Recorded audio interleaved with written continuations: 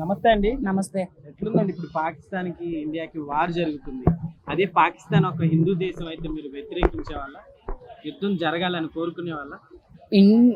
పాకిస్తాన్ అనేది అసలు హిందూ దేశమే కానీ ఏ దేశమైనా కానీ యుద్ధాన్ని ఆపేస్తాను నేను. ఎందుకంటే యుద్ధం కోరుకుంటే యుద్ధంలో చాలా మంది వరకు ప్రాణాలను కోల్పోతున్నారు. ఈ ప్రాణ నష్టం ఎవరికి? యుద్ధం మొదలు పెట్టేవాడికి కాదుగా, యుద్ధానికి ఉసుగొల్పినోడికి కాదుగా.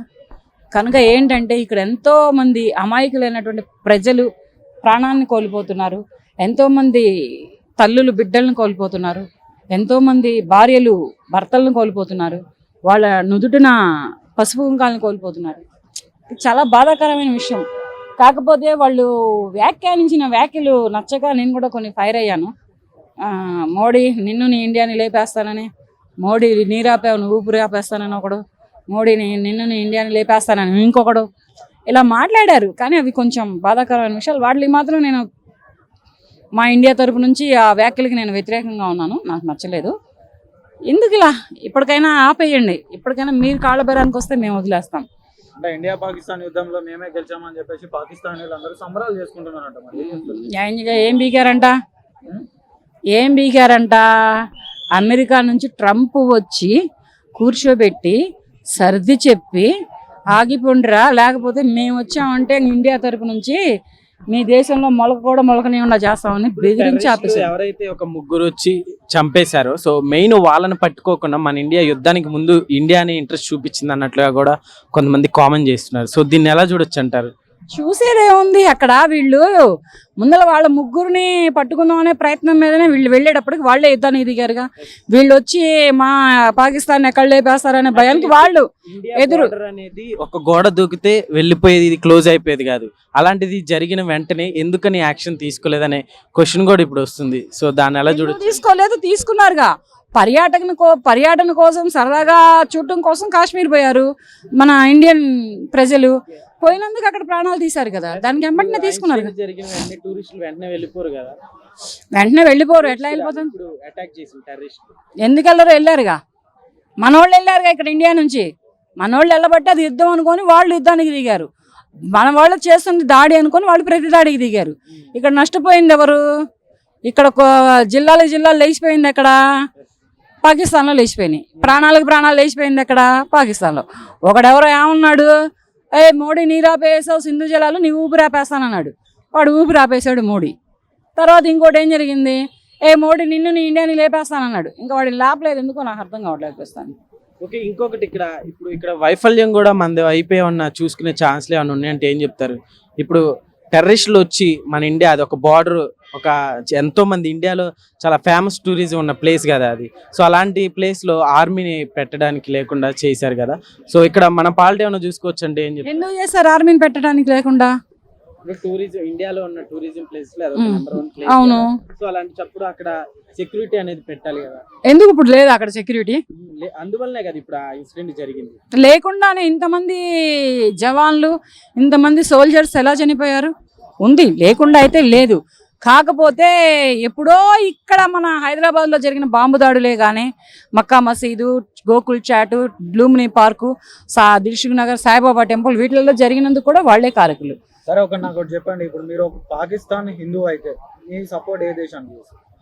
నేను పాకిస్తాన్ హిందూ అయితే తప్పు నా దేశంలో ఉంటే నా దేశానికి నేను సపోర్ట్ చేయను, ఎదురు దేశానికే చేస్తాను. పాకిస్తాన్ హిందువులలో కూడా దాడి జరుగుతా ఉన్నాయి అక్కడ ఉన్న వాళ్ళు కూడా అని చెప్పేసి కొన్ని వార్తలు అయితే వస్తున్నాయి. మరి తప్పు వాళ్ళది ఉంది కనుకనే వాళ్ళే దాడులు చేసుకుంటున్నారు. మాకు ఈ దాడులు వద్దు, మా ప్రాణాలు మాకు ముఖ్యం, మేము కలిసి ఉంటాం, మమ్మల్ని కలపండి, కలిసి బ్రతికేలాగా చెయ్యండి అని చెప్పేసి వాళ్ళు దాడుల గురించి మాట్లాడారు అంతే. ఓకే, రీసెంట్గా ఇప్పుడు మన తెలుగు రాష్ట్రాల్లో మురళీ నాయక్ చనిపోవడం జరిగింది కదా. సో నిజంగా ప్రతి ఒక్కరు ప్రౌడ్గా ఫీల్ అవ్వాల్సిన టైం ఇది. సో ఎలా అనిపిస్తుంది? బాధాకరమైన విషయము అది. ఏంటంటే ఆ తల్లికి ఆ కొడుకు చాలా శోకాన్ని మిగిల్చాడు. ఆ తండ్రి పవన్ కళ్యాణ్ గారిని పట్టుకొని ఎక్కి ఏడ్చాడు. ఒక్కగానొక్క కొడుకు. ఆ కొడుకు నేను వద్దురా బాబు నువ్వు ఆర్మీకి అని చెప్పినా కానీ వీళ్ళు కావాలని వెళ్ళి వాడు ట్రైనింగ్ అయి వెళ్ళాడు. దాని మీద ఏంటంటే చాలా బాధాకరమైన విషయం. ఆ కొడుకుని ఆ తల్లిదండ్రులకు తెచ్చి ఇవ్వలేం. పవన్ కళ్యాణ్ గారు 25 లక్షలు విరాళాన్ని సమర్పించిన అండ్ ఎంత భూమిని, ఎంత పొలాలని, స్థలాలని ఇచ్చినా కొడుకు లేని లోటుని ఆ తల్లిదండ్రులకి ఎవరూ తీర్చలేము. ఇప్పుడు యుద్ధం ఆగిపోతే బెటర్ అంటారా, ఇంకా కొనసాగితే బెటర్ అంటారా? ఆగిపోతేనే బెటర్. ఎందుకంటే ఒక రాజీకి వచ్చి వాళ్ళైనా వీళ్ళైనా ఎవరైనా యుద్ధాన్ని ఆపేస్తే చాలా బాగుంటది. ఎందుకనంటే యుద్ధం చేసి ఏం సాధిస్తున్నారు? జమ్మూ కాశ్మీర్ని వాళ్ళు వాల్చుకుంటున్నారా? లేదు, ఇండియానే వాల్చేసుకుంది, ఇండియానే పెట్టుకుంది దాన్ని. వాళ్ళకేం వెళ్ళదు కదా. వెళ్ళనప్పుడు ఎందుకు వాళ్ళు యుద్ధానికి దిగుతున్నారు? ఎవరు ప్రాణ నష్టాలను కోరుకుంటున్నారు? ఏ తల్లులకి కడుపు సోకాన్ని మిలుస్తున్నారు? ఏ పిల్లల్ని అనాథలను చేస్తున్నారు తండ్రి లేకుండా? ఏ ఆడపడుచుల్ని భర్తలేని బలిపశువులను చేస్తున్నారో తెలియట్లేదు. కానీ జమ్మూ కాశ్మీర్ లోని పిఓకే మనదని చెప్పేసి మన వాళ్ళు అంటా ఉన్నారు. మరి పిఓకే మాదని చెప్పేసి పాకిస్తాన్ అంటా ఉన్నారు. పిఓకే మనదే, పిఓకే మనదే, వాళ్ళకేం సంబంధం లేదు. పాకిస్తాన్ వాళ్ళకి ఏ సంబంధం లేదు, అది మనదే. Thank you. ప్రజలు కూడా అతను చనిపోవడాన్ని జీర్ణించుకోలేరు. కానీ తప్పదు, దేశం కోసం త్యాగం చేసింది కాబట్టి ఒక వీరుడిగా గుర్తింపు ఉంటుంది. ఓకే అన్న, ఇప్పుడు వేరే ఇతర దేశాలు ఎక్కడైనా కూడా ఆర్మీ అంటే అంటే ప్రాణాలు వదలడానికి భయపడతారు. కానీ మన దేశంలో మాత్రం చాలా హ్యాపీగా దేశ రక్షణ కోసం ప్రాణాలు కూడా వదిలేస్తారు, హ్యాపీగా వదిలేస్తారు. సో అలాంటి సైనికుల గురించి ఏం చెప్తారు? అలాంటి సైనికులు ఉండడం మన దేశ గర్వకారణం. జై జవాన్ జై కిసాన్ అనే పదాల్లోనే ఉన్నాయి. కానీ ఇప్పుడు ప్రస్తుతానికి ఏమైపోతుందంటే పొలిటీషియన్ చుట్టూ లేకపోతే ఫిలిం ఇండస్ట్రీ చుట్టూ వీళ్ళ చుట్టూ తిరుగుతారు ఈ ఎర్రిపప్పలంతా.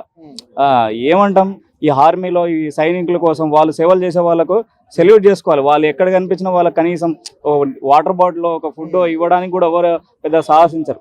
ఇలాంటి టైంలో యుద్ధం చేసి పాకిస్తాన్తో మన శత్రు దేశంతో యుద్ధం చేసి వీరుడు మరణించడం అంటే చాలా గొప్ప విషయం. ఒకసారి ఇప్పుడు మనము ఏం చేసినా కూడా వాళ్ళ ప్రాణాలు అయితే తిరిగి తీసుకురాలేము. అయితే గవర్నమెంట్ తరఫున ఏపీ ప్రభుత్వం అయితే హెల్ప్ చేయడం జరిగింది. ఒక 50 lakhs క్యాష్ కానీ 5 acres ల్యాండ్ 300 square feet భూమి జాగిచ్చారు. అదే విధంగా పవన్ కళ్యాణ్ కూడా సొంతంగా 25 lakhs ఇచ్చారు. సో మరి గవర్నమెంట్ హెల్ప్ చేస్తుంది కదా, సో ఏం చెప్తారు గవర్నమెంట్? ఈ గవర్నమెంట్ కూడా మంచి పని చేసి స్వాగతించవచ్చు.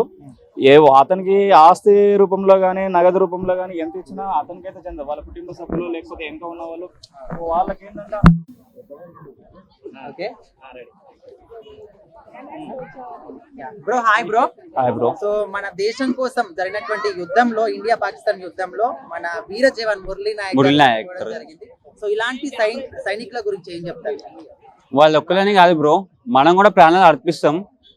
కాకపోతే పాకిస్తాన్ మొత్తం లేవాడి చెల్లిపోలా అంతే. అది ఎవరైనా కానీ పాకిస్తాన్ మాత్రం ఉండొద్దు. మొత్తం పాకిస్తాన్ లేవాడి వెళ్ళిపోతాం. మురళీ నాయక్ అనే కాదు, వాళ్ళు అమరవీరులు, మన కోసం ప్రాణాలు తగ్గించారు. వాళ్ళ కోసం 100 ప్రాణాలు ఇంకా ఉన్నాయి మనవి. ఇండియా మొత్తం రెడీ ఉన్నారు, మొత్తం తెలంగాణ చైనా మొత్తం రెడీ ఉన్నారు. ఒక్క ఛాన్స్ ఆడంటాడు 15 మినిట్ కాదు 10 मिनट पूरा पाकिस्तान उठा देंगे. पूरा पाकिस्तान उठा देंगे. పిలిపిస్తే చాలు ఖచ్చితంగా దేశం మొత్తం Pakistan 10 minute 15 minute 10 minute. Okay bro, మనం ఇప్పుడు దేశం అంతా కూడా ఇంత హ్యాపీగా ఉంటున్నామంటే